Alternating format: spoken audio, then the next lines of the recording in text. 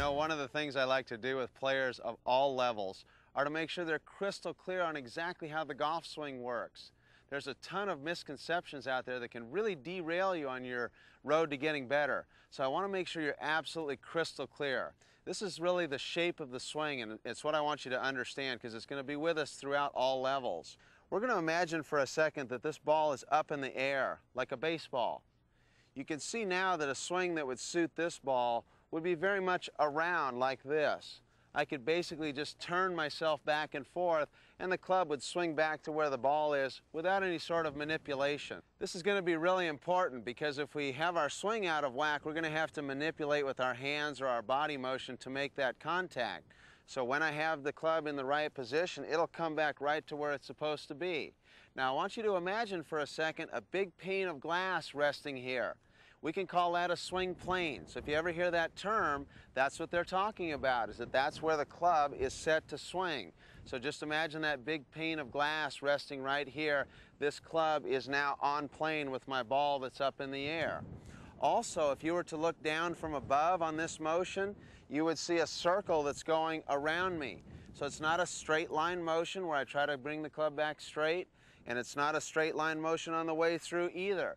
Even though I want the ball to go straight, I don't go straight, I go in a circle. Much like I would if I were to clap. If I clap hands, my hand tracks a circular path back and forth. It also opens and closes like a door. And that's what a golf club does also. So it seems like we need to try to keep the club straight to make the ball go straight. But again, it's more like me clapping, where I go ahead and swing back and forth on that circle. It's only square for just a moment on its way back around the corner. And that's exactly the way a golf swing works. It's a circle that goes around us. Now, of course, our ball's not up here, though. It's down on the ground. So I'm going to go ahead and set the ball back on the ground, and I'm going to tilt that swing plane with it. So it goes up in the air behind me, sort of like that. Now a club that's in this sort of position is in a good place to hit that ball. It's still a circle that goes around me, but that circle is now tilted. Here you can see it in super slow motion. This is me playing a 5-iron shot, and you can already start to see the elements of that circle as the club goes around me. There goes the club up over my shoulder in the backswing, and you can see again that the club does not swing straight back and straight through. You can see it crystal clear right there. The ball is taking off straight, but the swing is not. Here's my friend Steve Pate, who's been a successful player on the tour for years, showing the same type of motion. This is exhibited in all good players as they come through the impact area, that the club is working on that circle around them. This is very important to understand because you will hear that the club is supposed to be swung straight. Well, again, high-speed photographic evidence shows that this is not true. That club has to track a circular fashion right on around us. And again, you can see it crystal clear here. The swing is a circle that goes around us. That's the way we're built, and that's the way you want to swing it. Knowing what you know now about the swing shape and the swing plane, do you think it's the same for all clubs? I don't know. Let's figure it out. If I stand these two clubs next to each other, a 7-iron and a driver, the first thing that jumps out is the length. And we have to remember that the ball is part of what determines where the swing plane is. So with the longer club, the ball gets farther from me. And when that happens, that's going to create a situation where I need to swing a little bit more around. So as the club gets longer, the swing shape actually goes around and a little bit flatter. Whenever you hear that term upright or flat, they're talking about the swing plane. The closer it is to level to the ground is flat. The more up it is, the more upright it is. So with the ball getting farther from us, that swing plane is going to go more around. You can see it here with the driver swing plane on the left versus the 9-iron swing plane on the right. The flatter swing plane of the driver is crystal clear right there. For those of you more technically minded, that driver swing plane is about 12 degrees flatter. Now that number is not important. That'll vary between golfers, but I want you to be clear on the concept.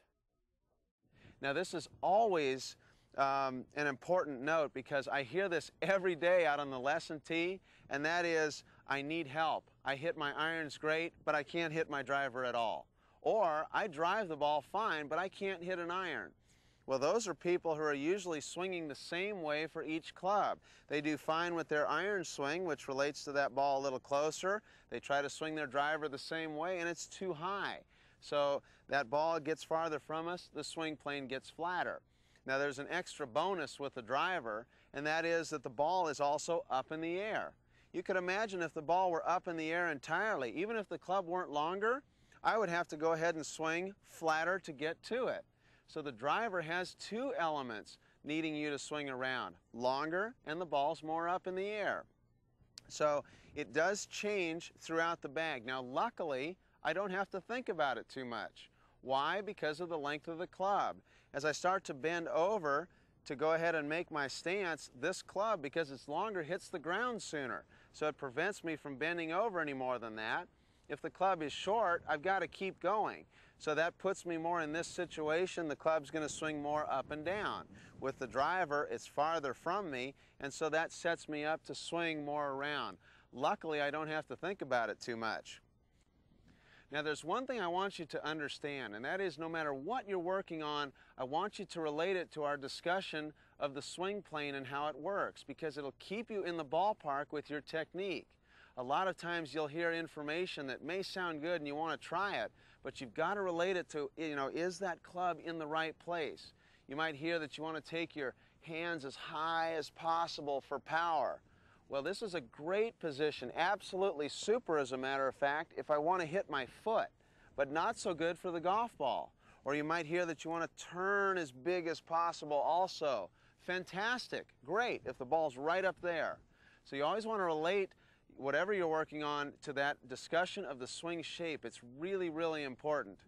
Now, I also want to take a moment to really boil it down to a really simple concept, and this will really keep you in the ballpark, and that is, with each club in the bag, you can basically think about putting that club over your shoulder at the top of the backswing.